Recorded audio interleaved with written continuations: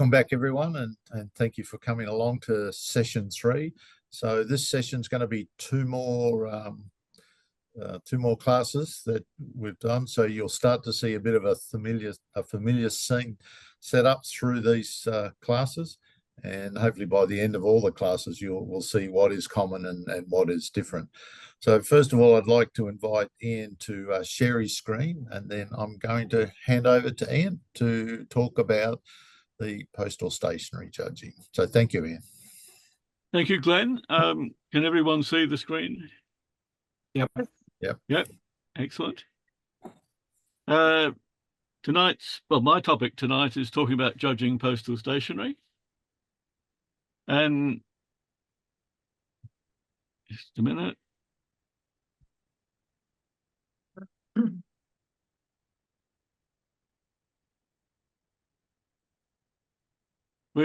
I think most people have some idea of what postal stationery is and what should be in a postal stationery exhibit. We do, however, from time to time get questions which suggest that that's not the case for everybody. And I think the first point to mention is postal stationery. That's the English name, but what it's about is postage stamps, but not postage stamps that you lick and stick on an envelope, postage stamps that are already printed on the envelope, letter card or aerogram or whatever.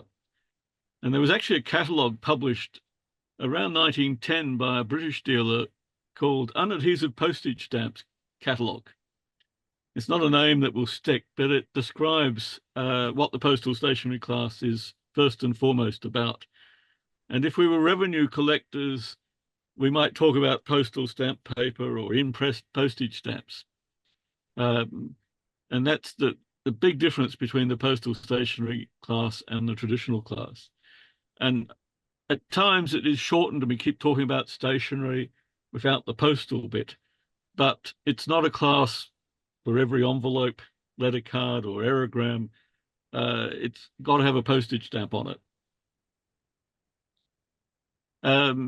If you look at the rules, and like any judging, both especially the judges, we hope the exhibitors do as well, but certainly when judging, you must read the rules and preferably reread them before you judge each time.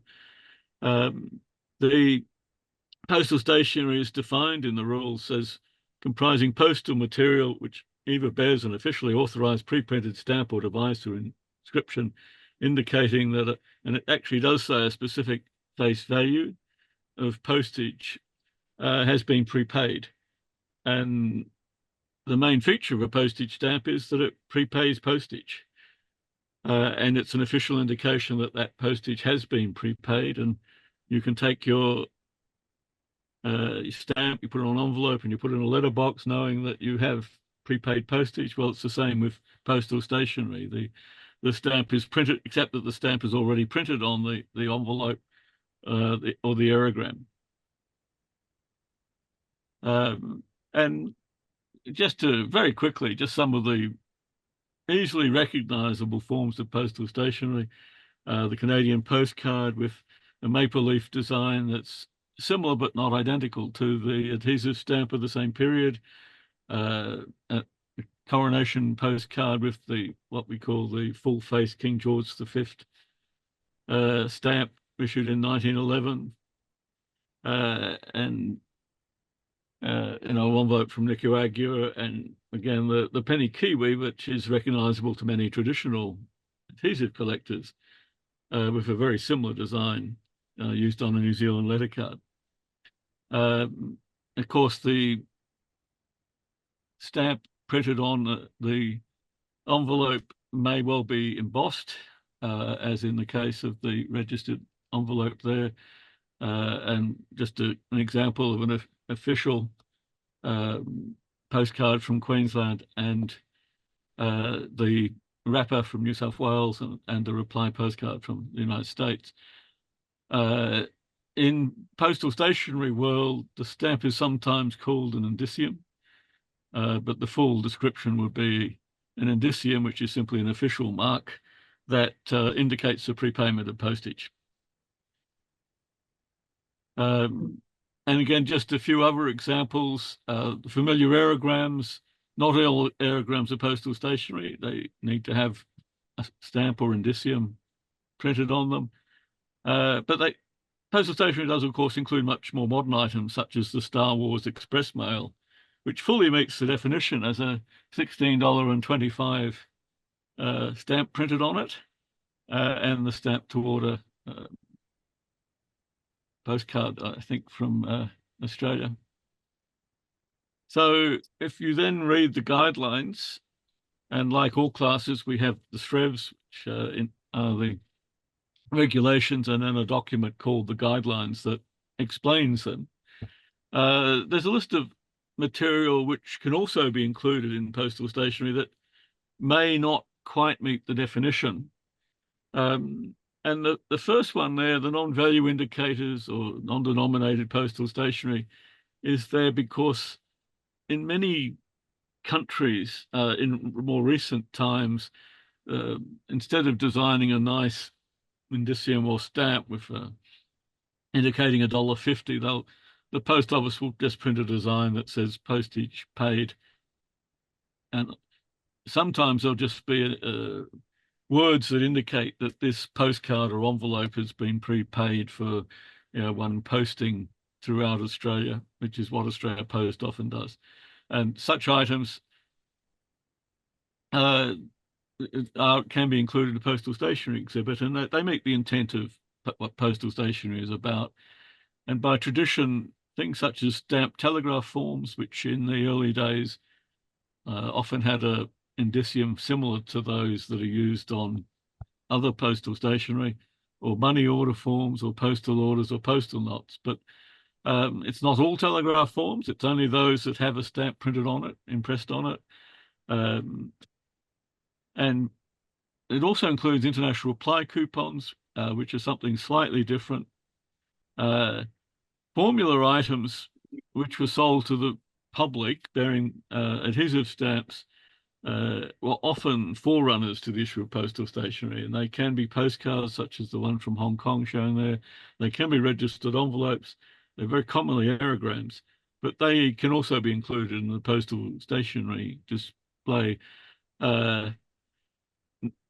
You would expect the story, because they're part of the story of the postal stationery of the country or area you're showing.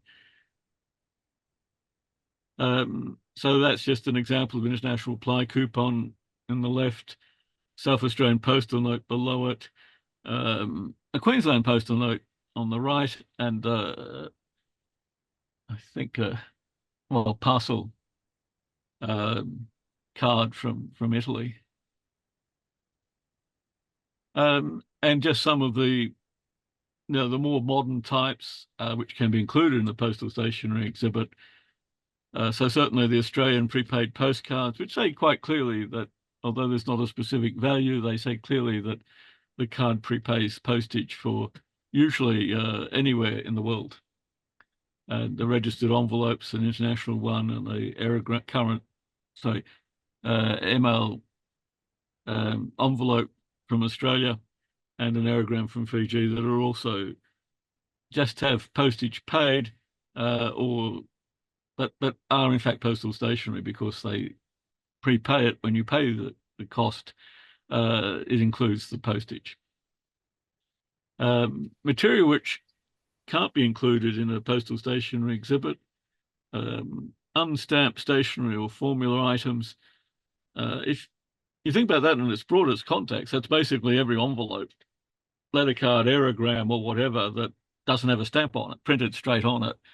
But oftentimes the formula aerogram from the Gilbert and Ellice Islands there is a private production, and the adhesive stamps have been added to it. And under the current rules, it cannot be included in postal stationery exhibits. Unstamped post office forms. Some people do confuse the postal stationery class with a stationery class where they can put anything they like that is an envelope or whatever. And that includes a lot of post office forms that you might see. They're not postal stationery. And the same with a lot of military stationery, such as the honor envelopes, Usually what happens is that the rate is zero, and the army or another organization will provide the military with envelopes to use. But there are stamped military stationery, which would be postal stationery. And similarly, the Post Office Administration stationery, which is unstamped, official franks, meet to post impressions are not postal stationery. And one which causes a lot of confusion to some exhibitors is because of the tendency for post offices to have postage paid postal stationery things, which actually do indicate the prepayment of postage. They think they can also include postage paid impressions that are produced by private organizations that are simply a requirement of bulk postage or account mail, but have no postage value in their own right.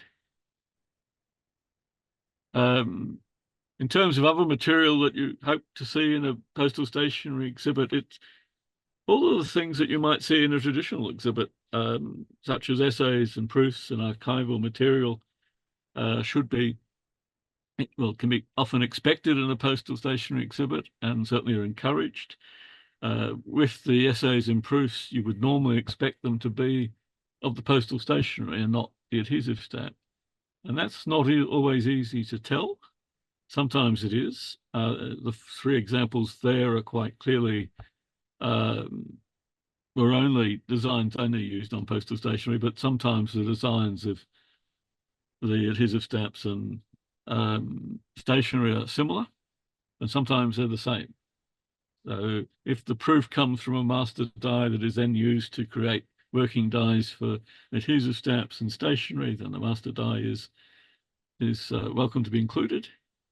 But regardless, you expect the exhibitor to actually describe the items properly and where it fits in to the story. Similarly, specimens, there are various types of specimens, and you would expect the exhibitor to explain what type of specimens that they're showing.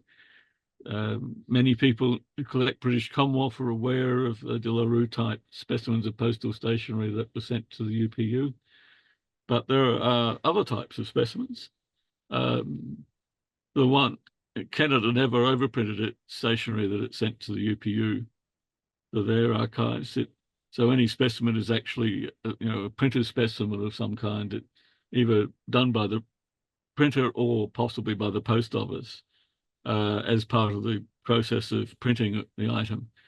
The post office could also produce specimens for displays and presentations or for sale to collectors, such as the Australian aerogram.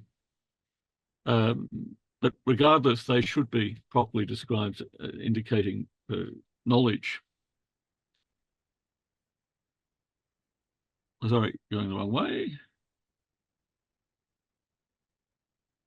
And traditionally, as in the turn of the century, you see printed albums, postal stationery, where it's just for the cutout. The collectors would cut the item out of the envelope. It was much easier to store, didn't take up as much space. It's very much frowned upon now, and normally you wouldn't expect them to be shown in the postal stationery exhibit. The Americans still collect cutouts.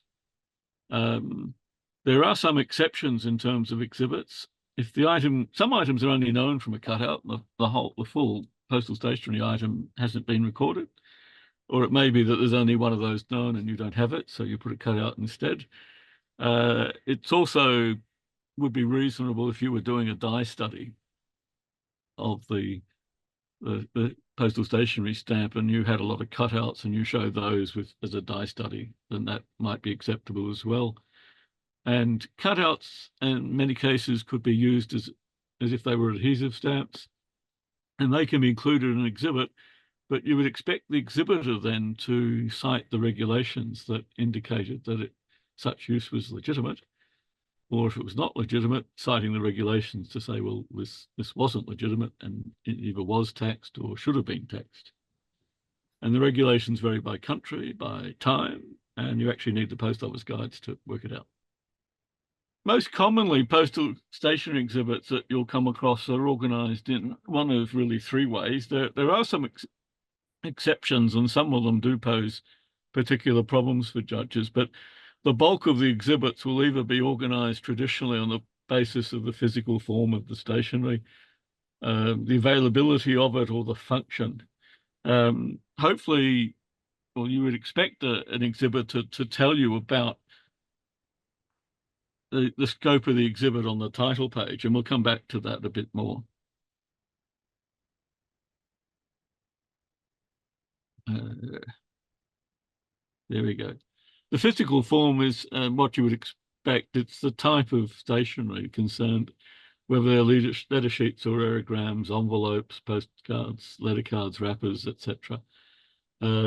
And it's probably the most common way. So you get an exhibit of some time frame of a country, and they'll do it with the postcards, the envelopes, and the wrappers, and maybe some other stationery. The availability is it a post office issue that comes over the counter? Is it a military issue? Or is it an official issue, for example, such as the Queensland card? Local post, which you could argue is Pete's Post, which is one of the postal providers in New Zealand, or was it stamped to order, such as the Express Post envelope on the right, which is a modern example of stamped to order? The function, well, they might choose to show you the airmail stationery only, or the registered, or the telegraph. Some of these are perhaps less commonly seen, but they're all valid ways of producing a postal stationery exhibit. And to stress yet again that we do hope that the exhibitors will read the threads and the guidelines. We know they often don't, but there is no excuse for the judges. One thing which is different to other classes at the moment is that the postal stationery guidelines haven't been revised for quite a long time, namely 2013. This is not quite as much of a problem as it may seem, because when recent exercises have been done to revise the other guidelines, they've actually stolen words out of the postal stationery guideline. But I think at least a small revision is needed to make them consistent with some of the other guidelines. Postal stationery evolved from the traditional class, and in many ways, it has a lot of similarities to the traditional class, particularly the modern traditional class, which includes a requirement to illustrate usage, etc., of the adhesive stamps. It originally was a subset of traditional. The judging criteria are essentially the same. And the focus of the exhibit primarily is on the description of the postal stationery items, starting with the stamp. And then you have the ability to comment as well on the stationery and different aspects of that as well. The judging criteria are very familiar to most of the other classes, with treatment at 20, importance at 10, knowledge and research at 35, condition at 10, rarity at 20, and presentation at 5. So coming back to treatment, the primary focus should be on the traditional aspects. That is the description of the postal stationery. You are expected to show usage, or the exhibitor, sorry, is expected to show usage, which we'll talk about. But when you've got a used item and you're talking about the postal history elements, they should be subordinate to the description of the postal stationery item themselves, with concentrating on the rates, why the postal stationery was issued. So you're often showing a used item which is used for the purpose for which it was issued, and then you may have uprated items for other services. As with any class, the title page or introductory sheet is very important in the exhibitor helping guide the judges through the exhibit. What's the exhibit about? What's the scope? What are they trying to do? How are they trying to do it? And the rules actually provide some guidelines as to what actually should be in the exhibit. You expect a title, maybe some short information on general information on the subject, but more importantly, what's the purpose of the exhibit? What's the scope? A plan of the structure. It's not a really detailed plan, but nevertheless, that you do have to have a plan in an exhibit and a list of personal research and references. There should also be, or you would expect there to be, a rarity statement to help the judges understand what is rare in the exhibit. And it's surprising how many times as a judge that the title pages don't cover the very basics of what's expected and don't help you at all. But that then comes back into the feedback that you're going to give to the exhibitor. So this is essentially saying much the same thing about how important the title page is. And it's usually the first thing that you will read as the judge, and hopefully you'll understand what the exhibit is trying to do after you've read it.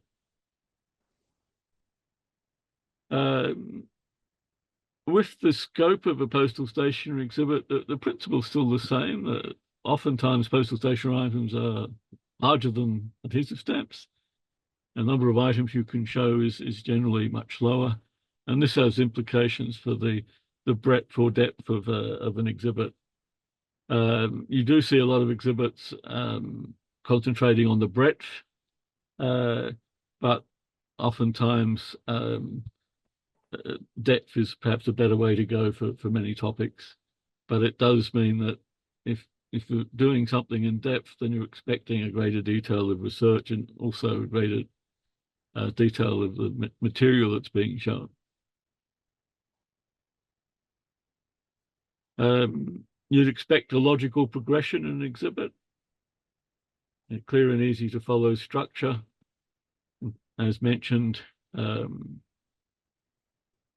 the development of a storyline. So, to score highly on treatment, you would expect the exhibitor to, you've got a title which matches, the scope and the purpose of the exhibit. You've got a plan, and that then translates through the headings on each page to guide you through the exhibit.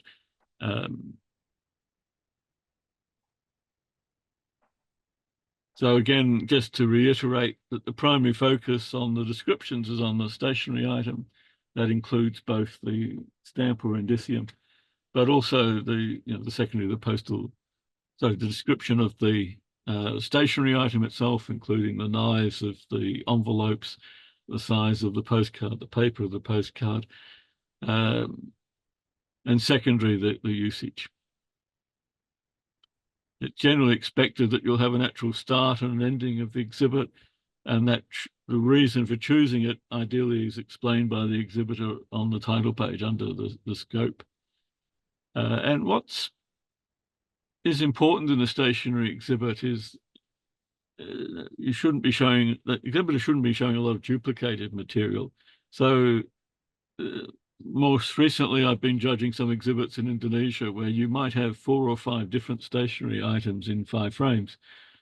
And what most of the exhibit is showing the same item of postal stationery used at 20 different post offices or 20 different examples of the same rate. At that point, you really don't have a postal stationery exhibit. You have something that's heading towards postal history. But people have a tendency to actually they don't have enough material. They will fill up the pages with things which are effectively duplication.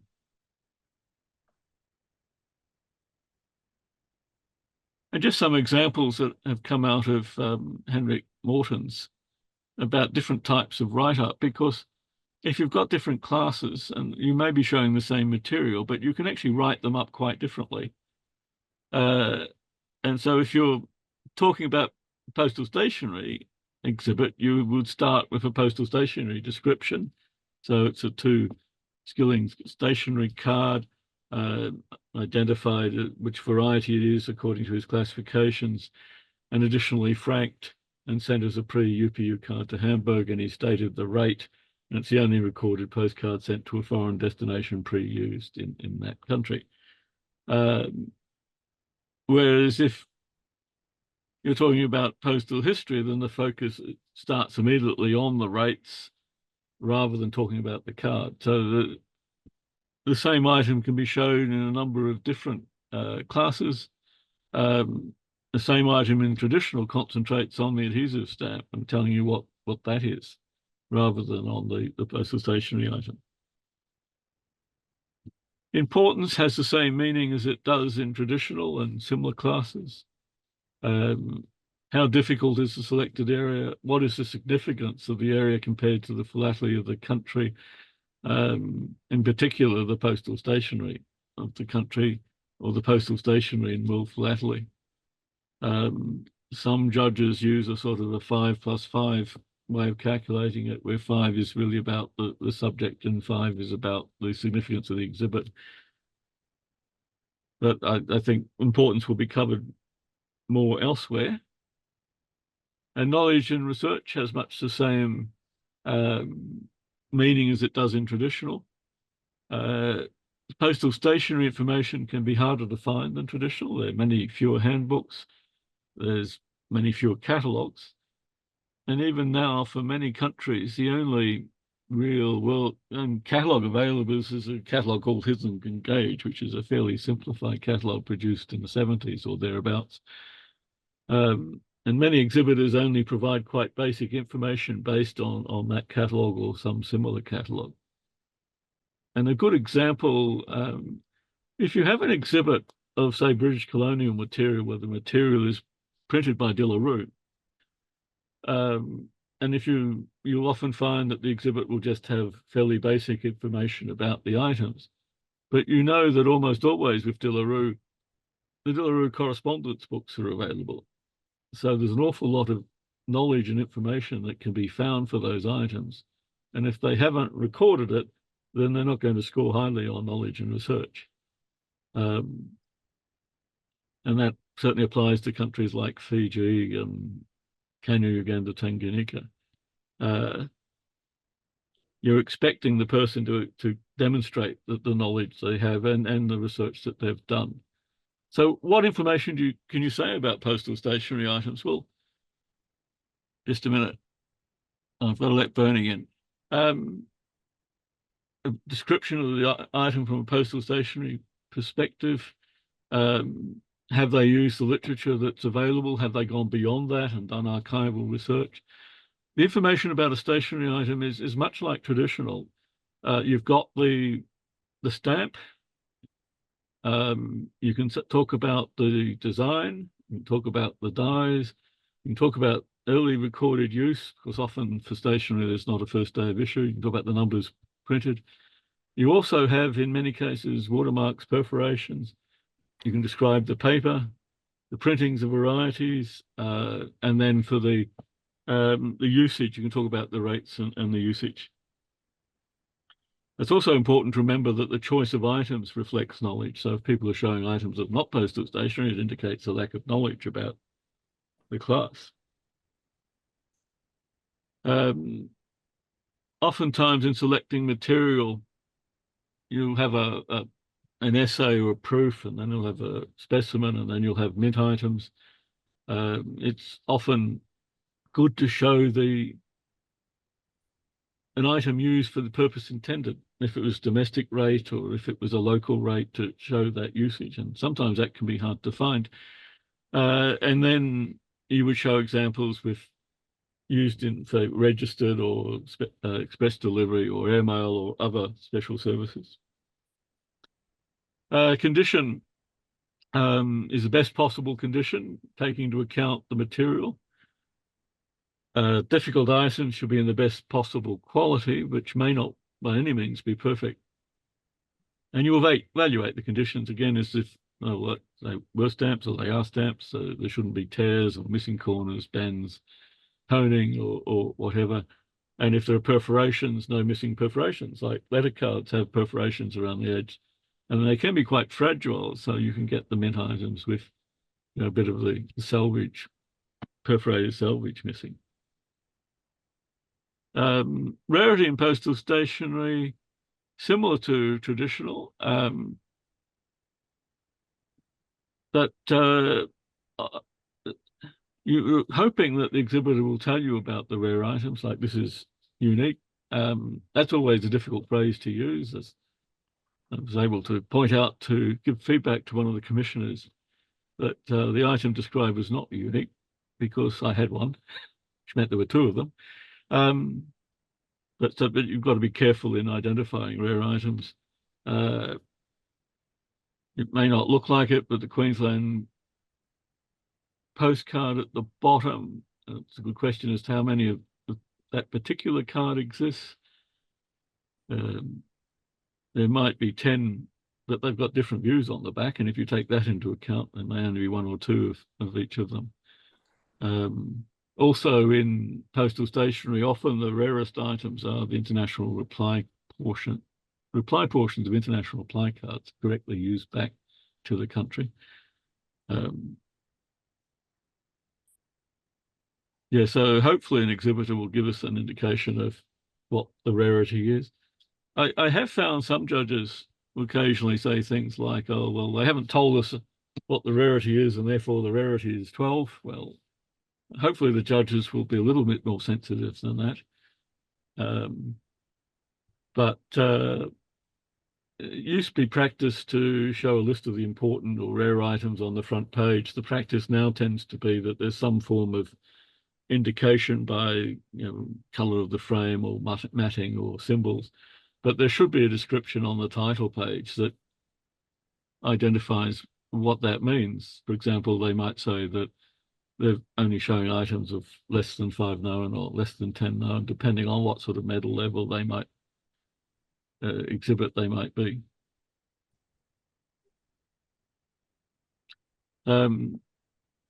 It's certainly true that many postal stationery items have quite small print runs.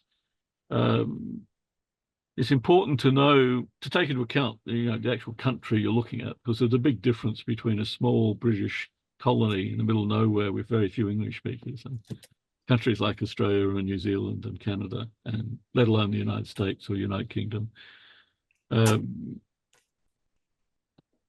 But hopefully the exhibitor is providing you with that information. Presentation has the same meaning as everywhere. There are a couple of things about postal stationery exhibiting in terms of the size of the item, the use of double pages. And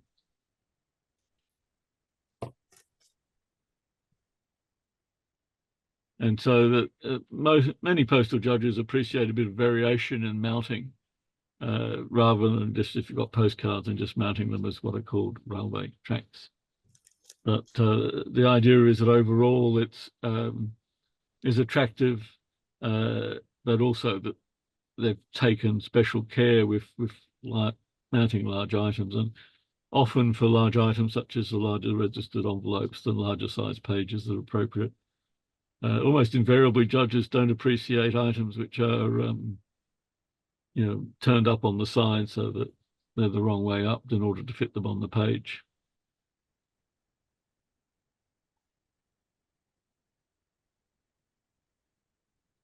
And just to mention for you when you're coming to study about postal stationery for judging, there aren't that many general catalogues in the way that, you've got Gibbons Part 1 or Scott catalogues. Higgins and Gage is quite simplified. It's still quite useful if you can't find anything else. European countries are better covered by the Michel catalogues. But for many countries, there are specialized literature that are available. And so that there are lists around of some of those. And if it helps to know more about the postal stationery societies around the world, there's a list on the Postal Stationery Commission site. What I found interesting over the years is that the Swiss Postal Stationery Society tends to publish articles on Swiss postal stationery and not much else. The same with the German and Dutch and the various other societies. Australians tend to collect a bit more variety. and just some websites. But it's been a quick run through. I hope you've been able to follow it. There are lots of more ins and outs to postal stationery judging than that, but I think that's about all we have time for. So, Ian, that's been very comprehensive. If you could just unshare your screen and we'll see if okay. anyone wants to ask any questions. So does anyone have questions? We'll spend a couple of minutes on this before we kick off with thematics. Yeah, one question. With envelopes that are OHMS on Her or His Majesty's service, because they haven't got an indicated value, they don't fall under postal stationery. Is that correct? Well, it depends. Some of them do, in the sense that in Australia, government departments didn't have free mail. So many of the departments had their own envelopes printed up and then was stamped to private order with a stamp. Yeah. They are postal stationery. But if in more modern times, or in some countries where, well, first of all, the current OHMS envelopes in Australia will almost certainly be have some form of postage paid impression, bulk mail, which is not postal stationery. The mere fact that it's OHMS does not make it postal stationery. Yeah. If the requirement is that it has a stamp on it and that stamp is printed directly, is an impressed postage stamp, then it is. Yeah. And there are plenty of examples in Australia, or the Department of Education envelopes from New Zealand, and but it is a matter of whether it has a imprinted stamp or not. Good. Thank you. But one thing for judges to remember for postal stationery, there is a tendency to, well, a good example from one time I was judging, there was this wonderful exhibit of Victorian illustrated envelopes, all with penny blacks on them. And the jury chair wanted us to judge it as postal stationery. And of course it's not. So there isn't any. And knowledge isn't very good because they've got a whole exhibit with no postal stationery in it. Importance is 0. The Presidium decided on a different mark, but from a postal stationery perspective, if that exhibit were to appear in your judging list, then you should move to transfer it. Probably in that case to Postal History Social, but there is a bit of a tendency in some places to try and force the stationery team to judge exhibits that don't actually have any postal stationery in them at all, simply because of the word stationery. Thanks for that, Ian. I think Steph's got one more question, her usual question that she asks every class. You have to turn your microphone on. She'll have to unmute herself, though. No, she hasn't heard. Unmute. Yeah. She's trying. I That's better. I did. Ian actually answered them right in the beginning, Glenn, what makes postal stationery different from all other classes. And in his case, because I was paying attention in the beginning of his talk, he actually specified what made postal stationery different. But again, it is the question I ask for everyone, Ian. So perhaps. Thanks for that, Steph. So thank you very much, Ian. Really appreciate and I do apologise everyone for the discontinuity of it all, but we'll fix it up on the YouTube channel in the next couple of days. So I'd like to invite Steph to share her screen, if Ian lets her. Well, I've unshared, so she should be able to. Yeah. Unless my settings have changed in the last update, in which case. Perfect. Looks like she's sharing. So I'd like to hand it over to Steph to talk about thematics. Thank you, Steph. There we go. Hi, everyone. Yes. Thematics, judging thematics. I'm going to do something a little bit extra because thematics has got some bad reputation in Australia. So I'm going to cover 4 things. what makes thematics different? I want to dispel a few of the myths that I'm sick of hearing, but we hear all over the show about thematics. Thematic material, which actually is very important for thematics, and then going through the judging. There will be pauses to ask questions during it. Okay, what makes thematics different? So I'm asking my own question first up. There must be a story, and that story has to be developed on the pages along with the title all the way through. I've just got to change this view. Right, there we go, along with the title and plan. And the appropriate material has to be used to illustrate the story. Now, philatelic knowledge in thematics is shown by the selection of material and the accuracy and relevance of the philatelic text. Thematic knowledge is shown by the accuracy and relevance of the text that links the material to the story. So those are the differences. Condition, rarity, and presentation are basically the same as what you see in every other class. So, oops. Where am I? This is not, sorry guys, this somehow went right to the bottom and I have no idea why. So some common myths. The myths that I'm sick of hearing is that thematics has complicated rules. You've all heard that. I know the guidelines are 26 pages long. That doesn't help, but there are not complicated rules. I hear rules that people say there are too many restrictions. You can't show what you want to see in thematics.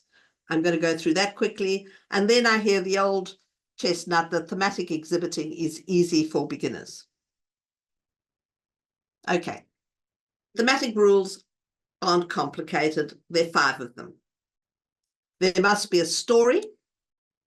This is the rule number 1. There must be a story. It must be defined in the title and in the plan and told in the pages. Rule number 2 and 3 are both about material, the most important part of all exhibits. Material in thematics must be valid in another class, not open, no postcards. We don't want ephemera. But in that material, although you can show material from any other class, traditional postal history and postal stationery should be the dominant material, most from there. Material comes from different countries over time periods, pre-philately right up to modern. The 4th rule is that the text must be according to the class of material being described. And thank you, Ian, that was a perfect example between postal stationery and postal history of how different classes of material is described differently. And the last rule is that the thematic text, the words that you put on about your story, must be accurate, concise, and link the material to the story. The second myth is that there are too many restrictions on material. Actually, that's not true. There are only a few items that can't be shown, and in reality, they're the same as in any other class. I know we list them in the guidelines, but you know, fantasy issues, Hutt River Province, and the like aren't regarded as philately in any philatelic class, and thematics is not an exception. There should be different varieties of types. So we want stamps, stationery, booklets, and cancels. But there seems to be a myth at the moment with judges, or some judges, that you need 5 different types on each page. Nowhere is that written. It's true to say that a page of stamps could be a bit boring, but there's no rule to that effect. You need to show it in a presentation that's attractive. It's fair to say that in thematics, we want postal philatelic material as opposed to private material, and that we will go through in detail. And also borderline material is allowed, and we'll define that and we'll go through it in detail to show you what it is that you can show. But there aren't many restrictions on material, although I do want to say that inappropriate material obviously can't be exhibited, but mediocre material is not going to get good treatment or good marks from the judges.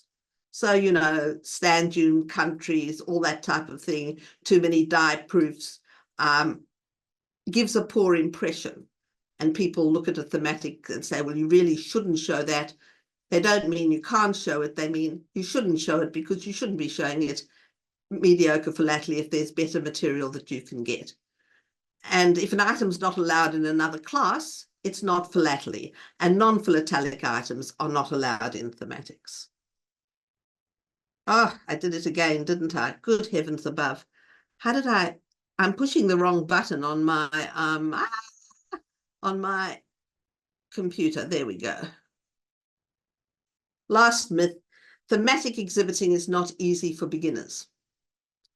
So, how many times have I heard it? It's good for beginners to show thematics because they'll find it easier. Actually, they find it quite hard. The reasons being that carrying a storyline from the title through to the plan and all pages of the exhibit is not easy for a beginner. They're not writing a book. So they want to tell their story, but if they don't have a material to say what they want to show, they shouldn't say it at all. Writing up philatelically, writing up material in the way that it's meant to look from the class for which it comes, writing up traditional as traditional and postal history as postal history is not an easy thing for beginners to do. And the distinction between postal elements and private elements it's very hard for beginners, and I tell some of the people that I mentor that they really that they need to get hold of someone who knows that and get their advice on it. You know, the picture on the bit of philately is on their topic, but the item is not a good piece of philately. So let me just get up here. So any questions, basically?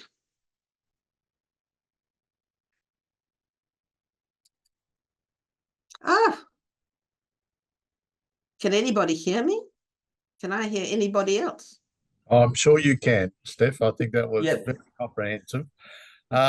Just the issue on ask about beginners. So you're talking about beginners in exhibiting or beginners in philately in general?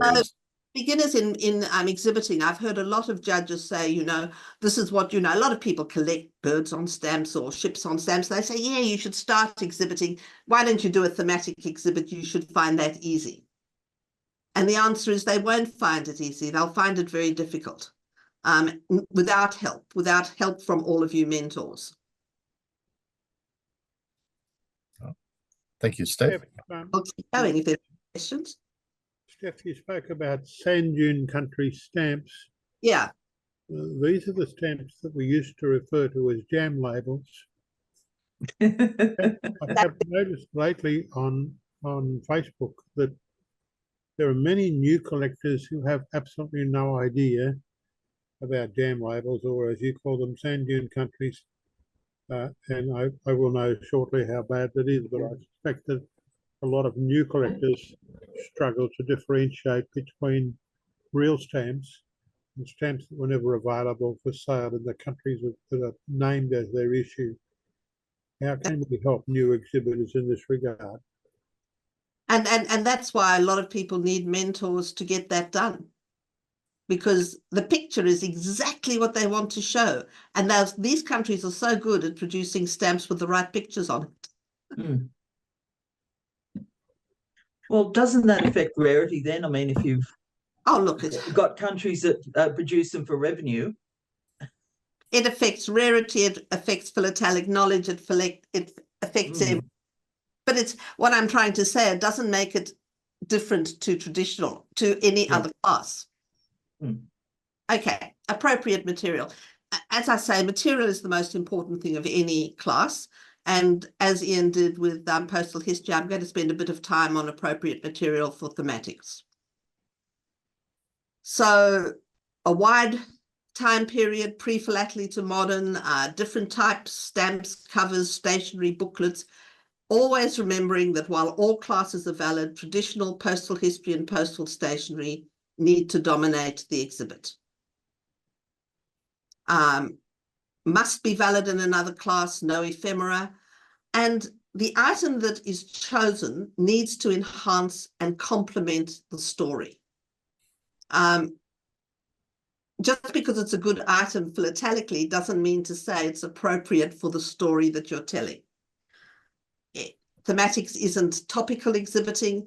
So if you're doing chess, for example, you're not doing this, you're doing the story of chess, you're not doing chess on stamps. So we ask that the chess doesn't have to be on every stamp. If you're talking about how pieces are made, you can show items with glass and elephant tusks. And now we come to the chestnut of postal philatelic, which is a term you'll hear from a number of thematic judges. And really, this is not about what you can't show, it's about what is preferred to what is not encouraged. So we're talking about it is preferable to show an item that comes from an acceptable issuing country. And there I'm including, you know, the speculative items, things like, I guess, the Caribbean, some of the African countries. Aren't encouraged. A normal stamp issue is encouraged. If the stamp came out with both an in Perth and a normal stamp,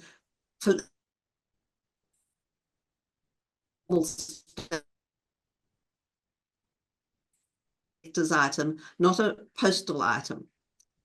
Genuinely cancelled stamps. Oh gosh, hope this is not. Can you hear me, guys?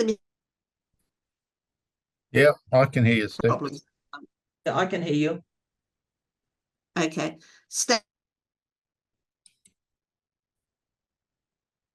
Keep cutting out, Steph. Okay. Am I fading out, am I? Yes. Yeah, keep cutting out every now and again. Okay, that's better.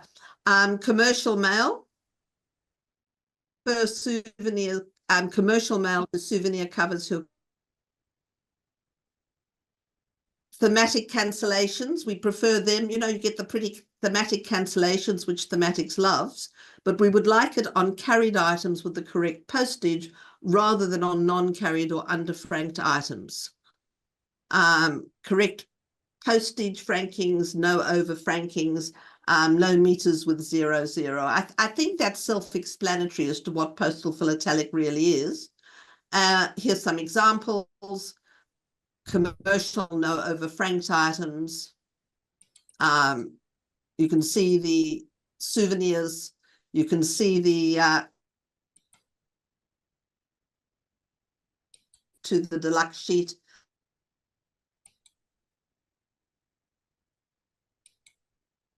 Sorry, I can't hear you. Appropriate items. I don't going to take you through them in any class anywhere. Borderline. It is allowed in thematics. They only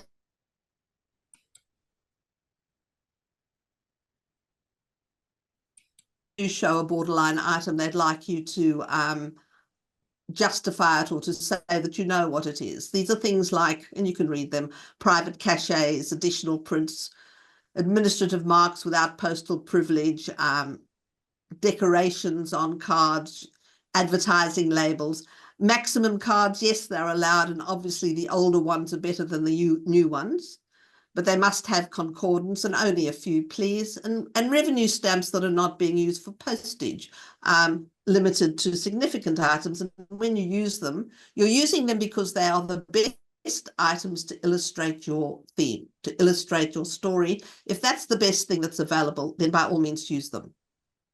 Here's some good examples.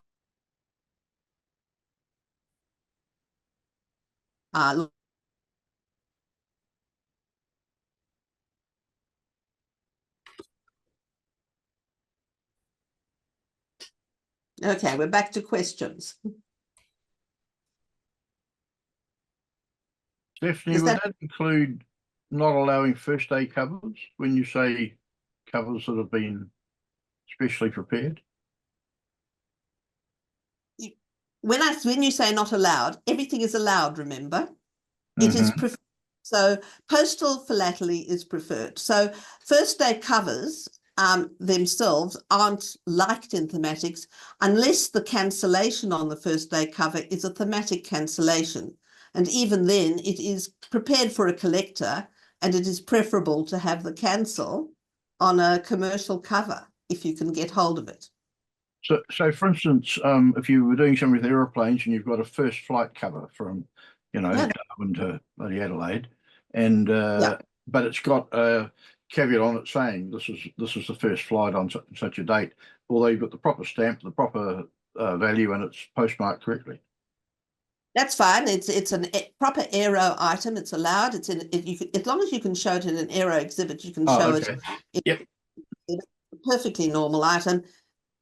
So it's just that so long as it's not a contrived collector's item. Yeah.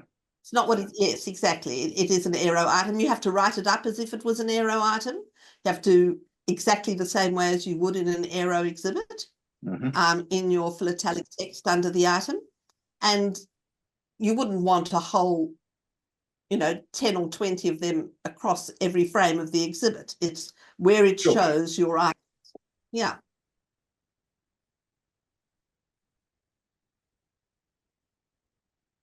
Maybe we can get on to judging. Judging's a little bit different in thematics. It's the first time, and I think the only time, you're going to see a different set of marks. You notice that treatment is 35 marks. It's 5 marks higher than elsewhere, and those 5 marks belong to a thing called innovation.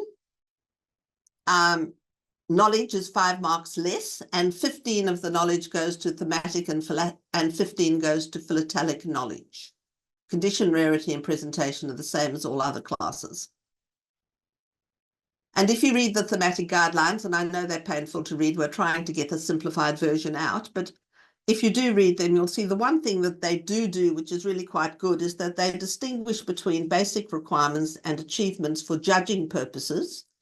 And basically what it is that to say that you should, in most cases, fulfill all the basic requirements, but if you're going to get full marks in any one of these criteria, then you need to have also managed some of the extra achievements. And so we'll go through those at the end of each of the topics. Starting, of course, with treatment. And treatment is broken into 3, but in general,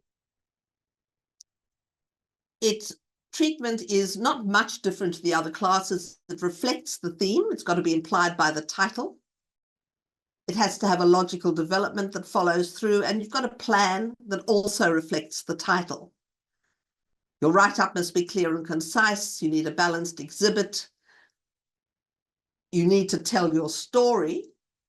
And innovation comes into treatment as well, which is new aspects or new approaches for known themes. And that's a kind of an overview of the whole of treatment. And we'll go through the individual sections of treatment and how to judge them next. So we start off with the title and plan. I all understand title and plan very well now. We've had it in every section of this course, and we're going to have it in all the ones that follow. The title must be clear. The words of the purpose and the scope need to say what the intent of the exhibit was, what has been included, and if anything's been omitted, why it's been omitted. The plan must be correct, logical, and balanced. Balanced meaning that in thematic sense that the various chapters and sub-chapters of the plan should be in accordance with the importance in your story. You need to show how rarity is shown, and there must be a useful bibliography. Not very different to everything else we've seen. The plan, however, is a little different.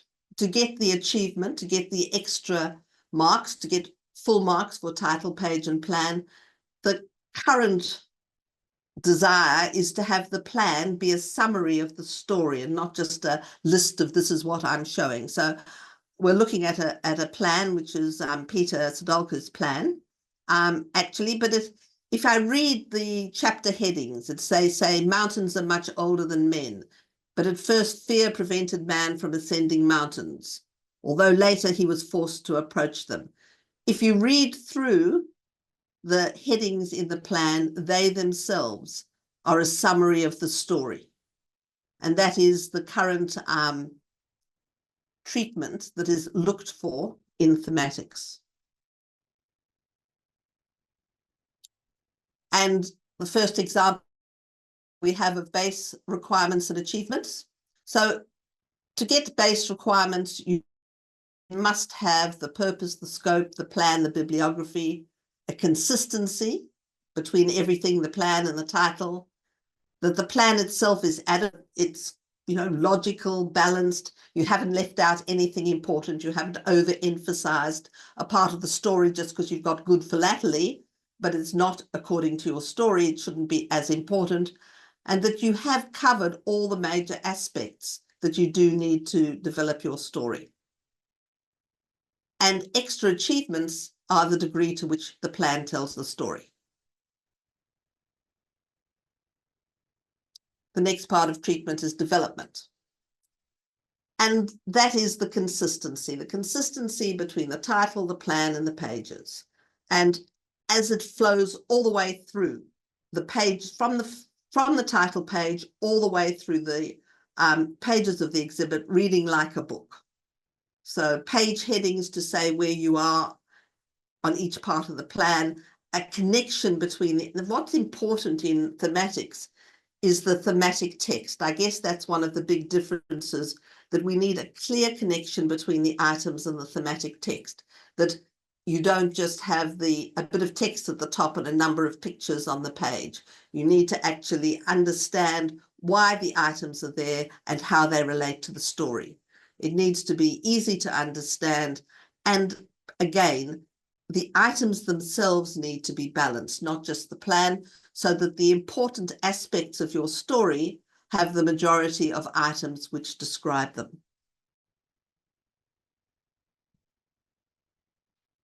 And again, basic requirements are that the exhibit pages and items conform to the plan. That's important.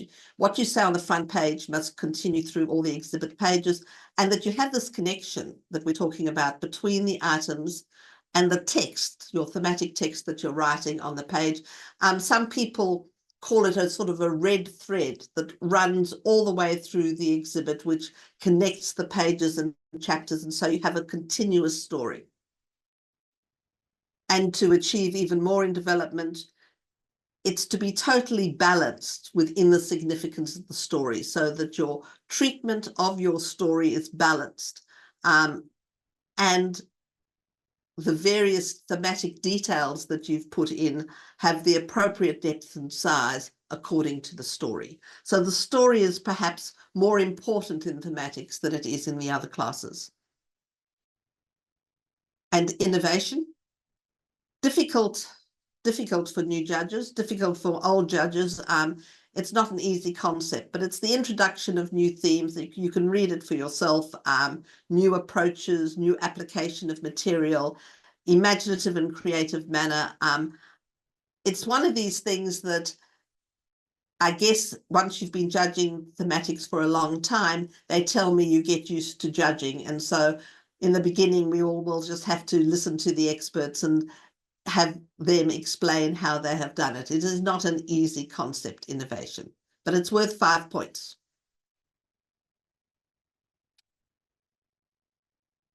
And then we move on to knowledge. Now, knowledge in thematics is broken down between thematic and philatelic knowledge. So we start off with the thematic knowledge, your knowledge and your personal study and research of the story you're telling. So you've got to be able to show, or the exhibitor has to be able to show their knowledge of the story, that they have correctly used the material to show and tell their story, that their text is easy to read and concise, and that they have been able to discover, if they've got a difficult part of the story to tell, that they've been able to find some interesting, good philatelic items that clearly enhance that story. And also under thematic knowledge comes the use of literature, the bibliography, what they've managed to find. And the most important part, perhaps the most different part, is the choice of items linked to the story. So when you look at an item, it might be a great philatelic item, but if the thing you're trying to show is very small, so small in fact that I use the example that you need an arrow to actually point to it and say, you know, here, this is the chess piece I was talking about that you can kind of see in the background, then probably, even though it's a nice philatelic item, it's not the right philatelic item for the story. And the text, your thematic text, shouldn't just be at the top of the page. It should be spread across the page, reading left to right, top to bottom, and tying the material to the story. If it's not clear why an item belongs there, then you can type underneath it what it is and why it belongs to the text. This is a picture of a guide dog, so just guide dog. And you see a lot of what they call forcing in thematics, where they have a great philatelic item and they really want to show it, so the storyline gets forced to so that they can show the item. If they get away with it, that's terrific. If it's done in a way that you can see that it's forced, then clearly it's not a good idea.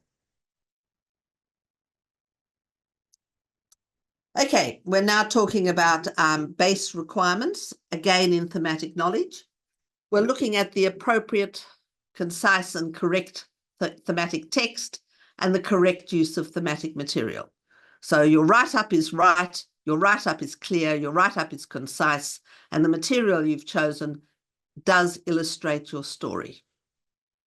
To get achievements, it's the details that you've put in, your thematic details that you've added, the finding of some new nice philatelic item for your chosen theme, and surprising material, something that you wouldn't expect to see that really fits well into the story. That's thematic knowledge, and that is very different to the other classes. Philatelic knowledge, on the other hand, isn't that different, except that it's showing that you know what it is, the material you're showing. So philatelic knowledge is that you've complied with the postal philatelic rules, also normal everyday rules. Don't cut postal stationery, don't have maximum cards that aren't concordant, show things like postal stationery in their entirety, don't box them in window thematic cancellations when the rest of the cover is irrelevant, and don't show a complete stamp set unless all the items in them are irrelevant. Normal everyday philatelic rules. Yes, they want a range of time periods and countries and not too many borderline items. The philatelic text needs to be correct, obviously. They don't, but I've seen a lot of beginners use some things like, this is the date of issue or the country of the stamp. Judges know the material, so obviously only if you need an explanation would you use one. It does ask for at least one philatelic study, and of course rarity being highlighted. All of that is philatelic knowledge. And my next slide, I think Ian did it better. It's writing up each item as if it was in its own class. So depending on the class, the item needs to be written up. It's useful if, therefore, there's so much writing in thematics that a different font is used for thematic and philatelic text. But that is a difficult thing for beginners to do, and it's something that a lot of people fall down on. Basic requirements of philatelic knowledge: full compliance with the rules, the appropriateness of the item, the appropriateness of the text that you've written underneath it, and a good range of postal philatelic material. Again, ideally traditional postal stationery, postal history dominating. Achievements: wide range of material, inclusion of special material where there's been very little research, and of course adding to that, no different to any of the other classes you've seen, and philatelic studies. Again, that would be the same as any other class. And I won't spend much time on condition because, again, it's as we've heard before, normal and modern material in excellent condition, rarities, to get full marks in condition, your rarities need to be above average or in the best quality available. And the same with rarity. It's not different to anywhere else. It's the scarcity and difficulty of acquisition, nothing to do with the value. And in thematics, it's the same as what we've seen before. Base requirements are that you've got normal and modern material, some unusual, some scarce items. And to get full marks in rarity, you obviously need an abundance of rare items. Presentation, as before, except the only extra one perhaps is that the arrangement of items and text communicates the story well. So it's in the right sequence and the text and the writing are clear. All the rest, no sideways and angling, all the rest is as normal. And that's the end of judging. I'll move to questions in a second. Just to say to you that when I give this to Glenn to hand out to everybody, I have coming up things following up, just 2 pages, which explain the difference between thematics, topical and open, because I'm always asked that question. And I thought it'd be worthwhile adding. Let me stop sharing so I can get to the bottom of the screen. Here we go. Stop sharing. There we go. Stop share. Now, I hope the sound wasn't too bad. I think there was just a couple of spots that dropped out, but I think from your slides, we were able to get the meaning. I just want to start off the questions, but before I do, I want to say, Steph, that's probably the best thematic presentation I've had, that getting me closer to thinking about doing a thematic, because I've had a few presentations where I'm definitely not going to do it. So well done. I would like to say that I would like 16 thematic exhibits, please, in Australia. All right, I'll start off the question. Of course, philatelic studies or mini studies. I mean, a lot of us in other classes, we do philatelic studies, and I'd like to see it included in thematic, and I have seen it. You said at least one, so let's say I want to do 3.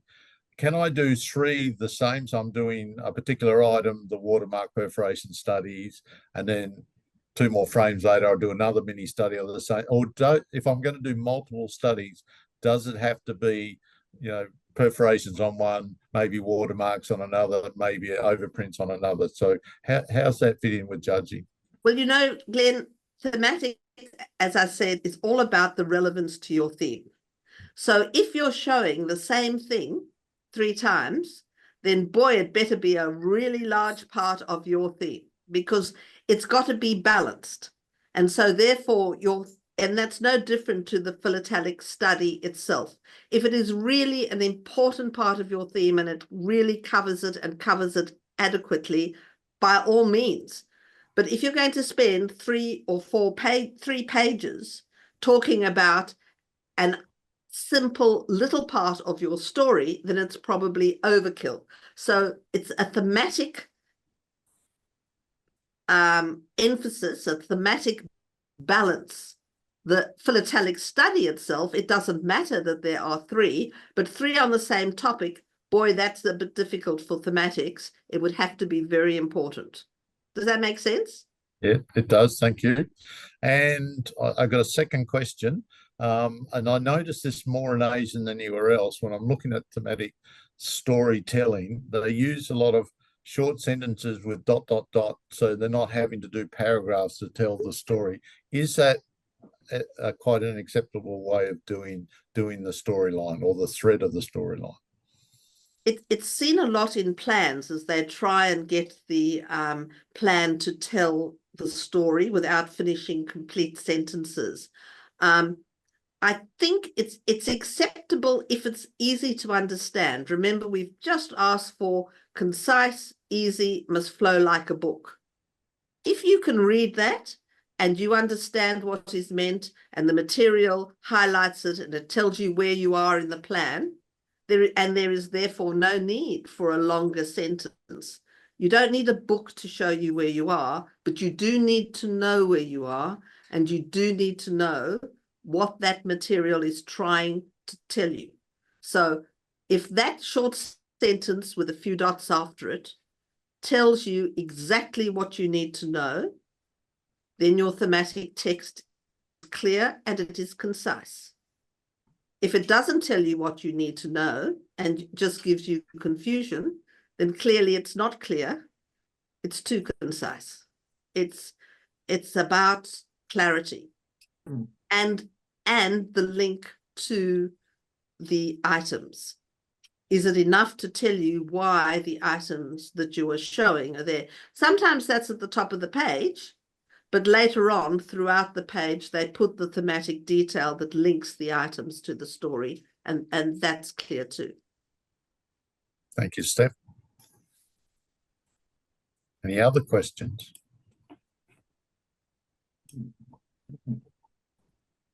Hi, Glenn. I have one question regarding assessment again.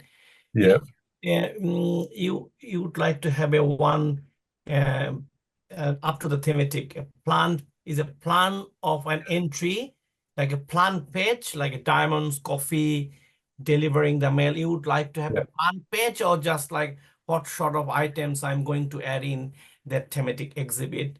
For a plan, Glenn, I've done a plan or plan page. Plan page will be the complete plan page for whole 8-frame exhibit, or just plan, the couple of subclass and. Oh, I've done a title page, just the plan, not the whole title. Yeah, that's basically what we're looking for, is can you tell a story in 5 or 8 frames, and what would you incorporate? So if I'm doing coconuts, then I'm going to start off with how does the tree, grow. It starts with the seed, it gets washed on a desert island, it then blooms, then it becomes a plant, the coconuts, and then I'm going to tell all the story to go with it. So that's what I want in a plan. It should be the same as what you would put in a plan on your title page. So you just pick a subject in there. If it's diamonds, where it starts, how it developed, to where it's going to go. I'm not worrying about the philatelic items. It's just want to understand that you can put a plan together. That's all. Thank you.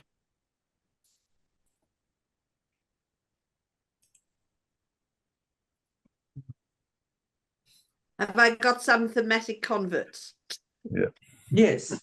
Well, you're getting there, Steph. I think after a while Now, can I ask, is it easy to do a 1-frame thematic? Is it easy to do a 1-frame, Glenn? It's the same answer for everything. Because what you've got is you need to have something very little, very small, something that comfortably fits into a 1 page. Yes, you can.